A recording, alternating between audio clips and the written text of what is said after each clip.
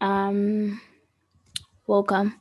So we're doing a crash course, a forex crash course, or we can say a trading crash course, but we're going to be concentrating on forex mostly. Yes. So we're going to start with what is forex, currencies, times that you can trade it, liquidity, ways of trading, pretty much the basics, the very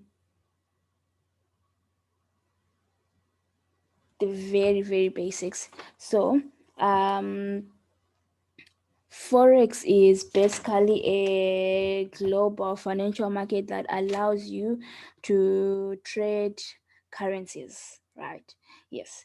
So you can look at it as this way. When you travel to one country, right, you have to exchange your currency and get their currency. So when you do that, you are participating in the forex market. It's the same thing as someone who is sitting in their house and trading over the counter electronically on their computer. You're both getting the same things, because sometimes when you change the currency into the other country's currency, you actually get a little bit of profit. Only that as who are doing it on our computers, we can get more profit. So um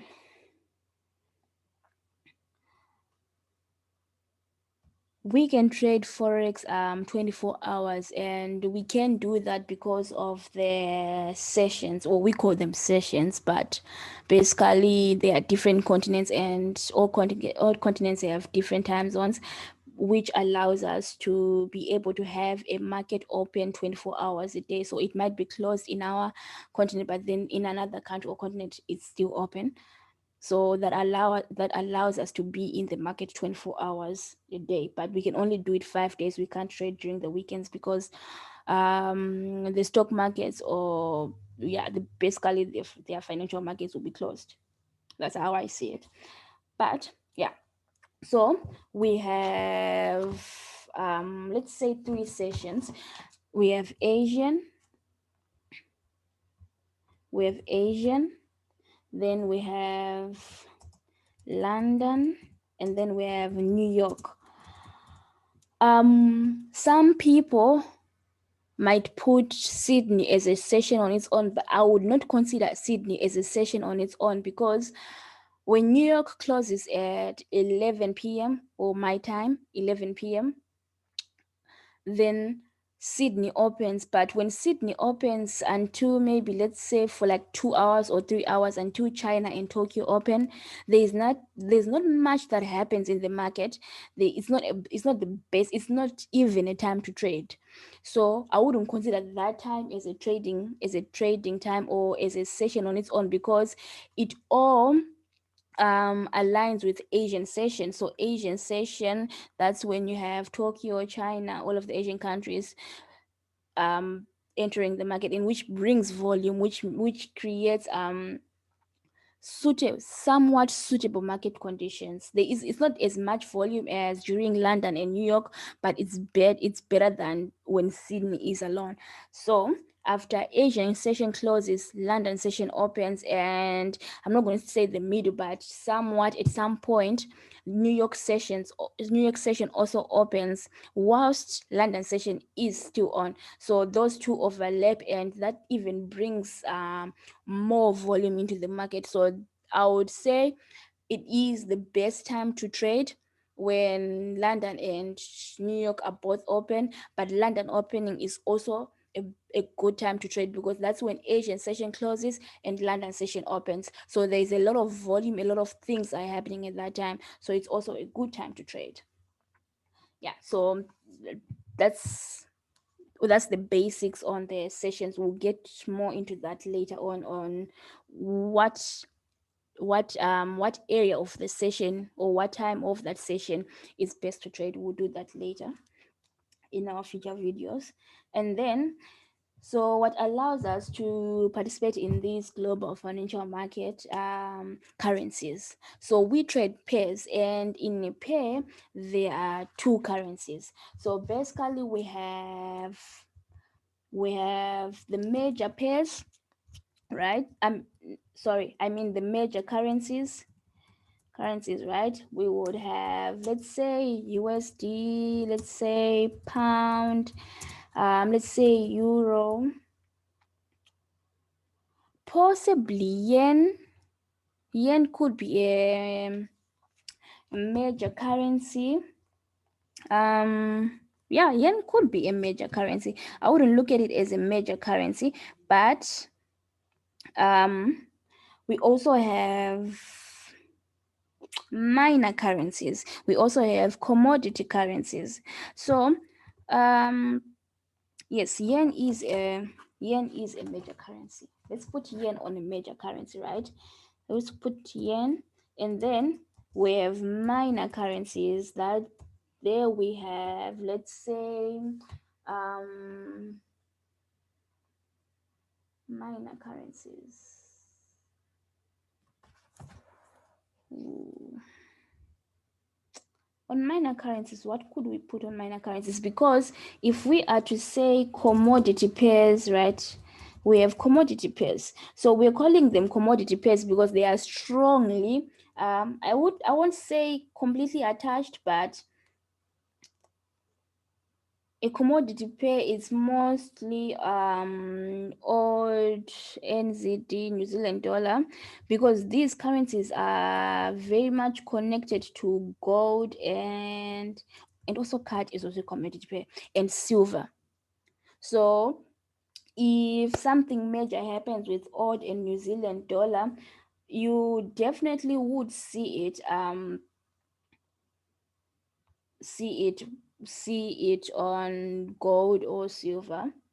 If anything major was to happen with old New Zealand dollar and card, I'm pretty sure there are more, but the most of the important currencies, it should be the major pairs, the major currencies, the minor currencies, and the commodity currencies. They're not exactly the best ones to trade, but they are better than some exotic pairs. And for some people, they feel more comfortable trading commodity pairs than actually trading the commodity, because I see them as high valued. Let's say gold paired against US dollar, right? We call it gold basically, but I see them as high valued pairs. So from something that would give you less money, let's say if you were to trade, let's say Euro USD, right? If you were looking for the same movement on gold, that would give you way more than what Euro USD would have given you. So sometimes some people would prefer trading commodity pairs than the actual commodity. Only people who feel more confident would go for the for the commodities. Yeah. And then, so on the miners, right? The miners are anything that doesn't have yen. I mean, anything that doesn't have USD.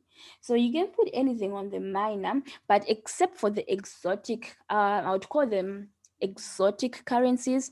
You might have heard of exotic pairs, but let's just say exotic currencies. That's when you get the Brazilian currencies, the Mexico, Turkey, Hungary, even ZAR, things like that. So we would say maybe on the exotic, right? Let's just put exotic here. Let's say let's say MXM. Let's say Roop, things like that. PON. So these are more daring. These are for people who are looking for bigger gains, but they are more confident with what they are seeing in the markets, because some setups of some ways that we see on currencies, right? On normal currencies, let's say majors or miners, right? Or even commodity pairs, right? Or even commodities themselves, right? We might not see the same exact structure on exotics. Things differ a little bit. Let's say for now, I'm going to put, sorry about that. I'm going to put USD ZAR,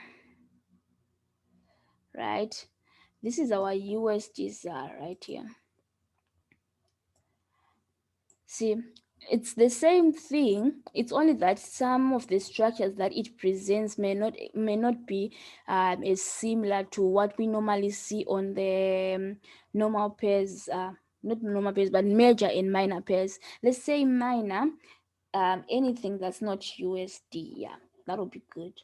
Anything that's not USD. But yes, if I'm going to go back to pound USD right now, you can see without even doing any analysis that the structure is different.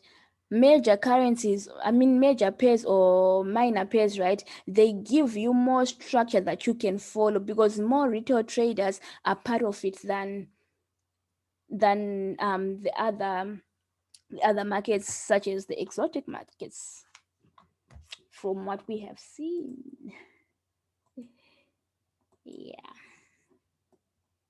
All right. So we are going to move on to, let's say, liquidity. Liquidity is very important in the market. Liquidity is what brings volume in the market. So a simple explanation could be the scale of liquidity, or shows us the scale of the forex market, meaning the amount of buyers and selling happening in the market at any given time. That's liquidity. So we need that liquidity in the market. That means we need that volume in the market for us to be able to actually earn. So if we are looking at this chart, right, this is a time when there was good amount of volume, nice amount of volume. Even today there have been great amount of volume in the market. This is what causes the market to move. This is what makes us money. It's the liquidity, the volume in the market. If there is no volume, like areas like this, then we don't have trade opportunities, but it creates structure for us. When you see market moving sideways, that's what you want, because it creates structure for us to give us the drops that we can try and catch and use to our advantage. So that's how we actually make money. Because when market was here, right, and it was printing sideways, right, this was the amount of buyers and sellers in the market. So we can say the amount of buyers and sellers in the market at this given time, right, it was almost equal, not exactly equal, but almost equal. So market will not move anyway, but it will move up and down in a range. So this is what we call a range. We have a high and a low. So market will move in between until it gathers enough volume or enough buyers or enough sellers in the market to cause it to move from the range to another point in the market, and you gain. So if you would have predicted that market is now enough buyers to call a sell, then we would have sold anywhere around here, or even when it broke structure, and we gain from the move. That's where we gain our money. So we need the structure, we need the sideway movement to give us money. That's where we see the structure that will give us money.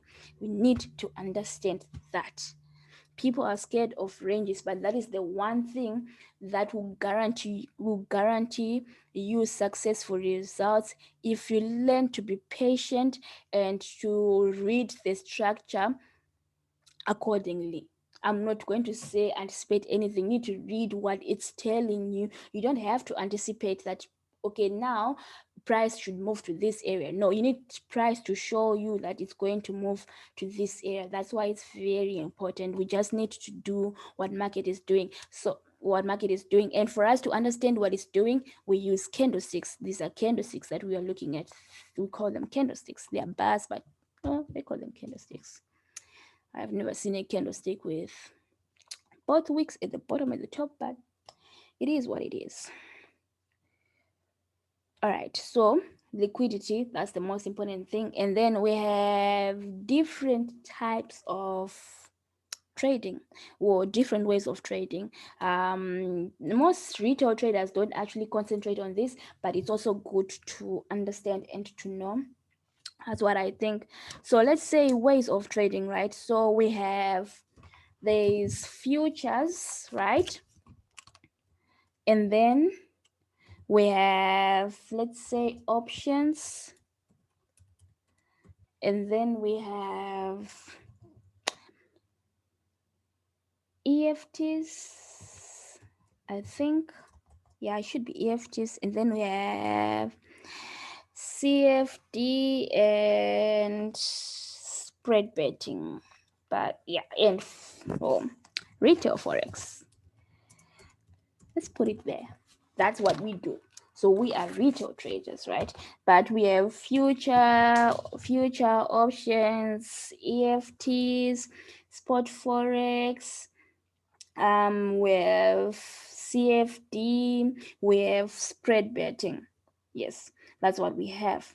So let's look at future. I'm not saying this is something that you have to obsess over, but it's something that you just have to know, because if you're going to be a professional trader, after you master forex, you might want to get into other stuff so that you can, well, have an adventure and make more money, find more ways to make money.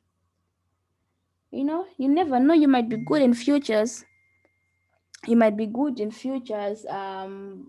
not good in options, or you might not be good in forex but good in stocks. Even stocks, yeah, even stocks and EFTs. So futures, right? Let's start with futures. So futures are contracts to buy or sell a certain asset. It is specific specific specific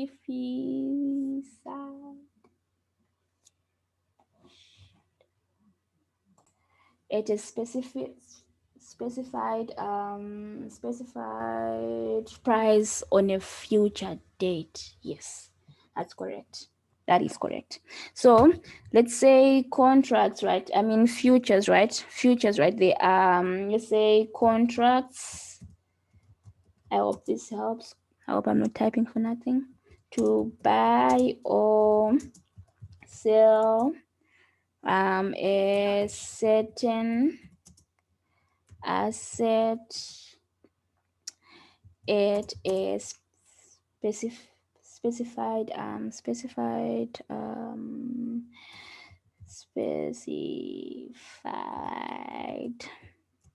price on a future date. Those are futures. That's why they are called futures. There is no other way they can be called futures without the future in them. That's why, well, you can buy or sell them on a future date. That's a future current. That's a currency future. Yeah. So basically, you are saying, um, you are trying to acquire a contract to buy or sell a certain asset at a specified date. So all I'm trying to do is get a contract, and I'm saying on this date I want to buy this and this. Maybe by that time it's been undervalued, or maybe I want to sell this. Maybe by that time it's overvalued. Things like that. And then it also means that the information, it's already there. It's already there for you to analyze and see what you're expecting from it, so that on the date when it's available you can buy it or sell it. Things like that, I think.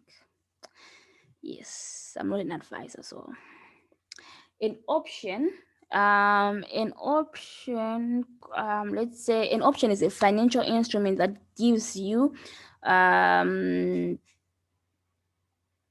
the right to buy or sell an asset at a specified price on the option's expiration date.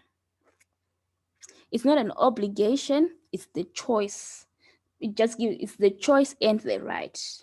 Yeah, so let's say options. Um let's say options, it's an in a financial instrument, right?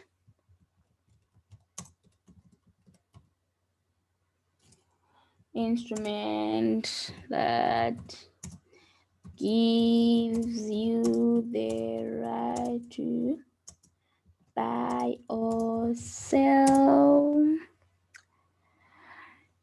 an option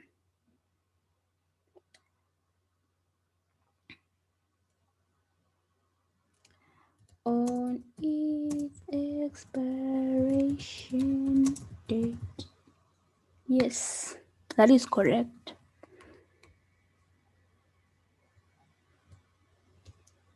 But you're not obligated to do this. It just gives you the right to do it,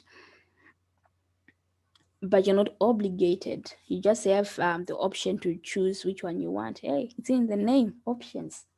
But yeah, that's basically it. The only disadvantage about futures and options would be, even EFTs, I think, would be, well, you can't trade it 24 hours a day. You need to wait for this, for that um particular market to open, then you can trade it.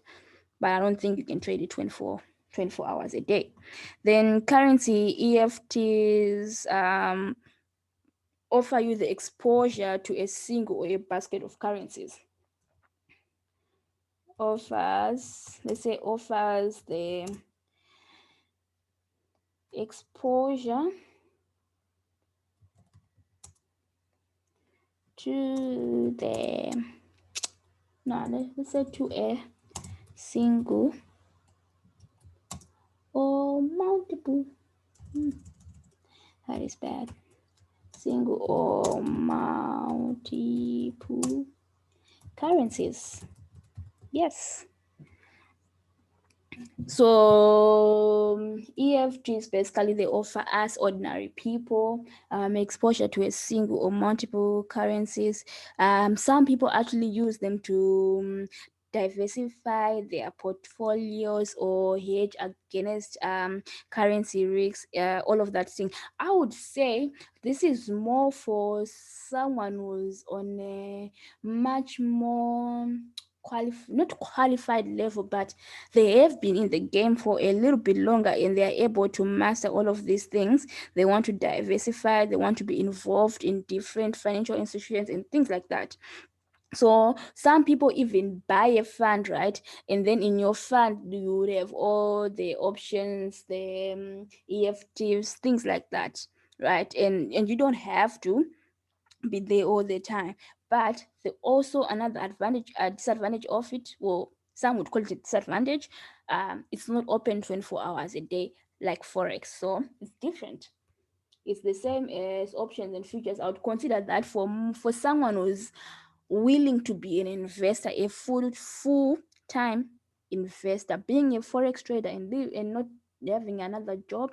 I would not say you're a full time investor. You're a trader, but not an investor. You're only an investor if you do other things that are not forex,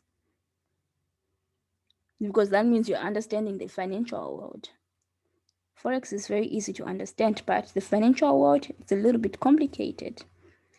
All right, so retail forex, right? Now this one is basically trading over the counter. Yeah, I'm just gonna say trading over the counter. Trading over the counter. That's what we do. So we sell currencies, right, that are paired against each other, and we trade them through a broker that's over the counter. We give them what we want and they give us our results.